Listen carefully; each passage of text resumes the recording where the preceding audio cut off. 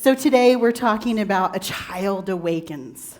How many of you thought back to your time in church, if you went to church as a child, and you sang, "This little light of mine"? That didn't sound anything like it. Wow, I'm still just so stuck. It's awesome. But we're not really talking about ourselves as children, are we? We're talking about changes and shifts, things happening within ourselves, within our community, within our world. And change, I remember several years back, I was talking to a very good friend of mine, and I was going through some turmoil, some personal turmoil. And she said, "Well, kid, get used to it. The only constant in life is change." I didn't really appreciate that response. I didn't feel like it was very empathetic, but here we are. And so that is true. That is the only constant is change, and we see it in matter, right? The solid to the liquid to the vapor. We see it within ourselves, within groups, our friends. How many of you still have the same friend group that you had when you were in middle school? One, a couple of you. That's amazing. Because I don't. I have a different group of friends. That doesn't mean I don't still love the others, but they're just not part of my daily experience anymore. There's change. And we go into Richard Bach. I don't know if any of you are familiar with him, but he's the author of Jonathan Livingston Seagull, which most people know. But then there's another book called Illusions that I read when, I didn't know what I was reading. I didn't realize that I was reading such in-depth stuff when I was in 3rd grade. Yeah, it was weird. I was a strange child. Yay! So what the caterpillar calls the end of the world, the master calls a butterfly. So what does the caterpillar have to have? Change? What power does the caterpillar have to invoke? Love? Transformation? It starts with an F. Faith. Faith that there's going to be something next. Faith. They have to have faith. And we look at it as faith as a child, right? I'm going to share with you a story of my personal life. I know you haven't heard one of those before, but there came a point in my life after I'd worked for 13 years with kids with special needs that it just wasn't for me anymore. It wasn't my calling. It wasn't what I was supposed to do. And I came to the decision that I needed to follow this inner prompting. I needed to follow this voice that's here. Now here's the kicker. My husband was laid off, didn't have a job, had exhausted his unemployment, and I decided to quit my job. Now, that's not to say that I had blind faith that didn't have any kind of wisdom in it. It was faith with the faculty of wisdom and strength and a full awareness that I am supported always. There's never any lack, right? We create that idea of lack. And I always thought about that story of Jesus talking about getting into heaven, right? In Matthew 18, he says, "Truly I say to you, Unless you turn and become like little children, you will never enter the kingdom of heaven. So let's talk about the kingdom of heaven for a second. Unity does not believe in heaven up here as some place that you're going to go. We don't believe in that there's a hell down here that's just waiting to take us. We believe that we create those realities within our lives. Third principle. My thoughts create my reality. So as we go into shifts, changes, leaving secure jobs to start out on your own, we have a choice, don't we? Just like that song earlier, We Are the World, we have a choice to make things better. And I think the way that we can do that is by accessing that inner child. Because that inner child, how would you describe children? Shout them out. Curious? What? Adventurous? Innocent? Honest? Courageous? Energetic? Playful and imaginative. All these different ways that children show us exactly how to move through change, don't they? And what's happened to us as we get older, as we become adults, what happens to our child that speaks to us? Sometimes our inner child throws a temper tantrum because they're honest and they're calling us out, right? What else do? They also wind up showing us how to really gracefully move through change. Well, maybe graceful isn't right, but inevitable change. But what we do with our inner child is that we start to tamp them out and we say,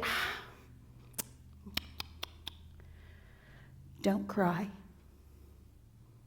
Don't show anybody that they got to you. Don't express how happy you are. You might look weird, jumping up and down. Good. Alf says he'll deal with it. But isn't that what we do through our teens? We start looking around, what's cool. Through our college years and our early 20s, we start looking around and seeing, how do I get that mate? How do I find my partner? Don't be too weird, right? And our inner child is saying, but I want to jump, I want to dance, I want to have fun. No, shh, be quiet, be cool, right? Nobody gets this? Maybe you're starting to remember.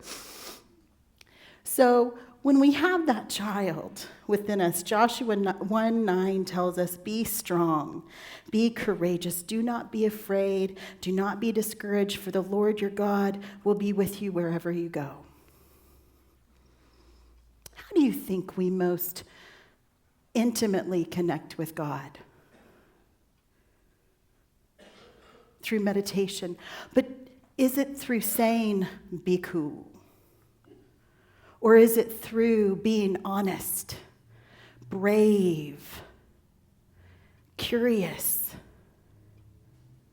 Isn't that how we connect to the God within us? How many of you, the first time that you meditated, were like, anybody else looking? Do you remember your first group meditation where you're in it? You're so far gone, and then all of a sudden you realized, oh my gosh, I'm in a group of other adult people, and they're probably sitting there judging me, and I better open my eyes so I can see if I'm cool. I mean, I did that. Maybe nobody else did. But it's through that connection of that inner child where we can all of a sudden abandon what's cool and say, I like this. I like dinosaurs. I like unicorns. Invoking those things that your inner child says, I want to connect with.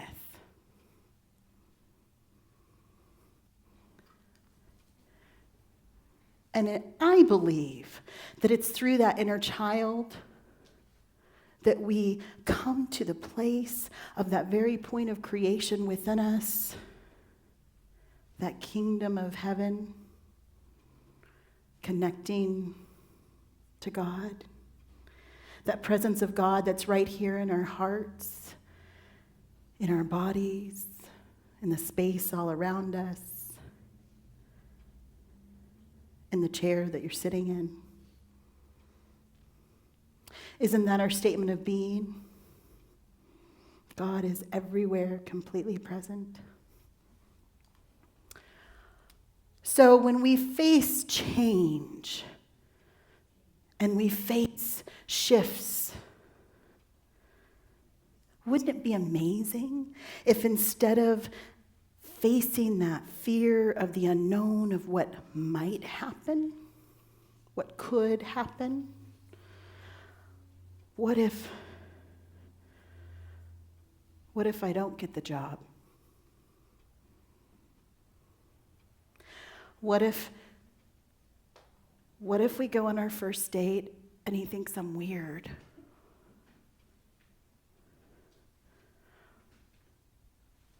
What if we move to a different place?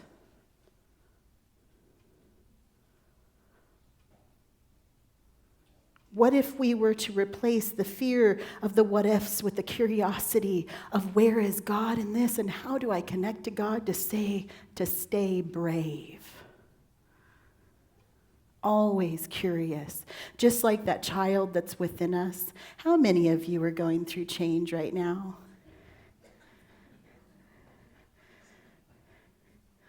I'm going through more change than I would like to talk about.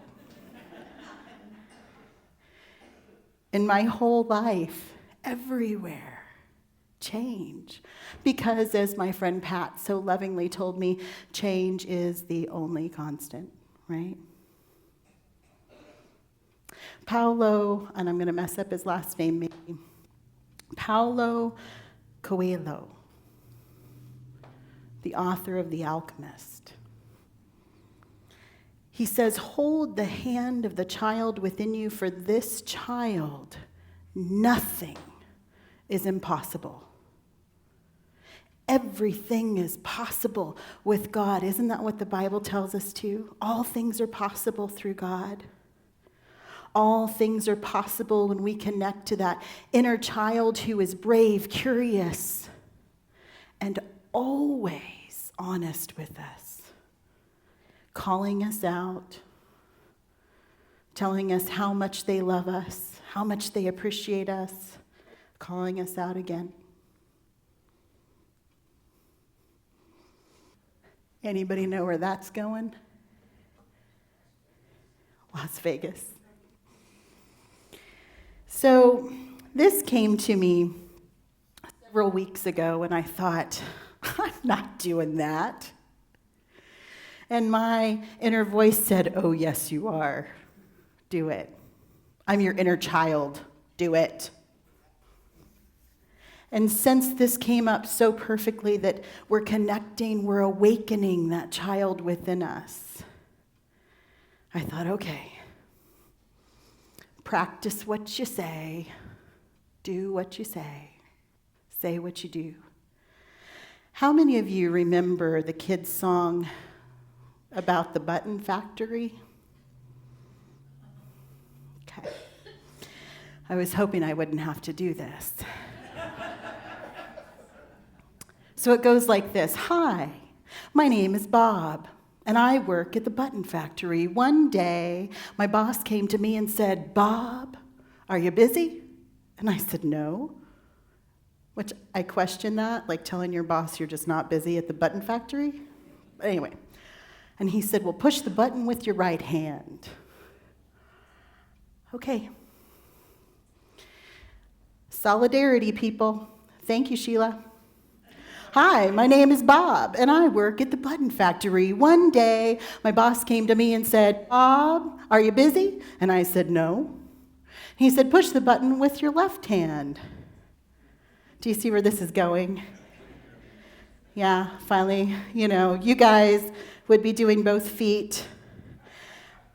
Jeffrey remembers. Then it's your nose. And you've got every part of your body going, and finally the boss comes up and says, well, push the button with your tongue. And he sings the song with his tongue sticking out, my name is Bob.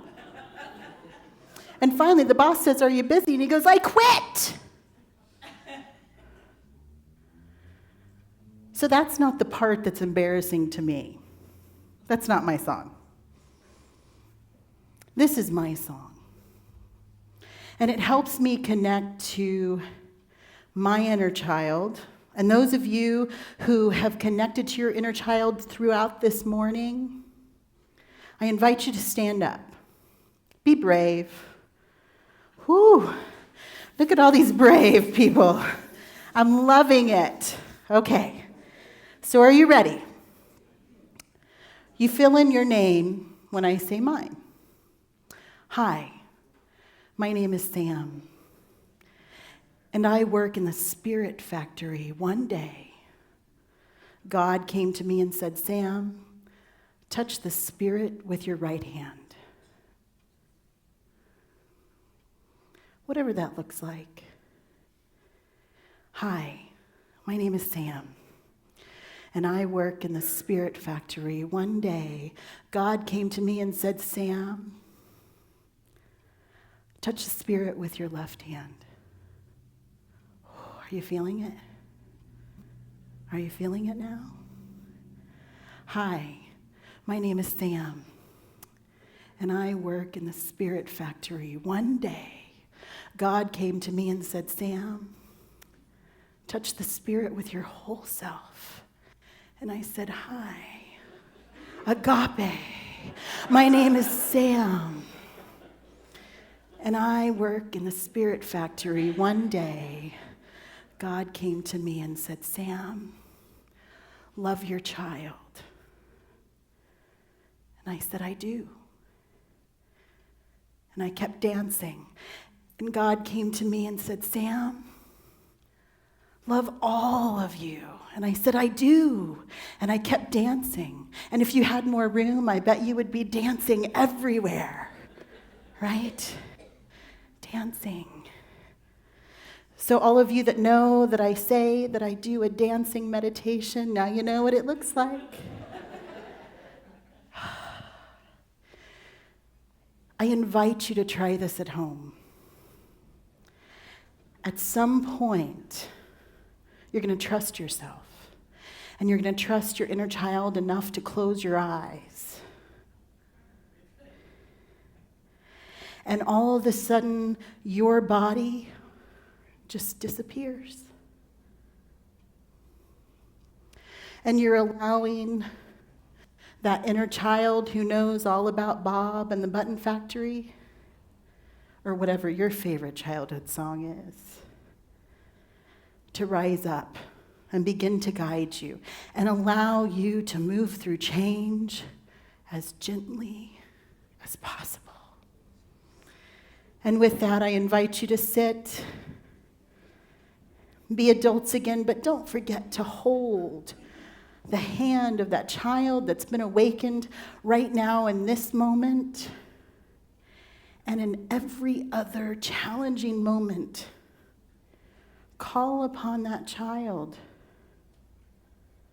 Awaken that child that connects to the very point of creation within you.